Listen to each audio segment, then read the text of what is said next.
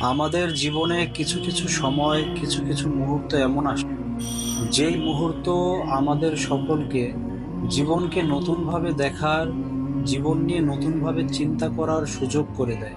আমি যখন প্রথম এই ছেলেগুলোকে দেখলাম, তখন বিষয়টা আমার কাছে খুব স্বাভাবিক মনে হলো। কেননা আমরা যারা ঢাকার শহরে থাকি, অলিতে গলিতে ব্রিজের নিচে এরকম দৃশ্য আমরা অহরহই দেখতে পাই। কিন্তু যখন একটু গভীরভাবে চিন্তা করলাম, তখন ভেবে দেখলাম এই ছেলেগুলোর বয়স কতই বা হবে। এদের বয়সে আমার জীবন কেটেছে বাবা মার আদরে, আর আজ এদের জীবন কাটছে এই রাস্তায়। আমাদের ভবিষ্যৎ নিয়ে আমাদের বাবা মা আত্মীয় স্বজনের কত রকমের চিন্তা, কত রকমের দুশ্চিন্তা ছিল, কিন্তু আজ এরা কেমন আছে এই কথাটা জিজ্ঞাসা করার মতো কেউ নেই। এদের জীবনের এই দুরবস্থার জন্য আসলে কে দায়ী?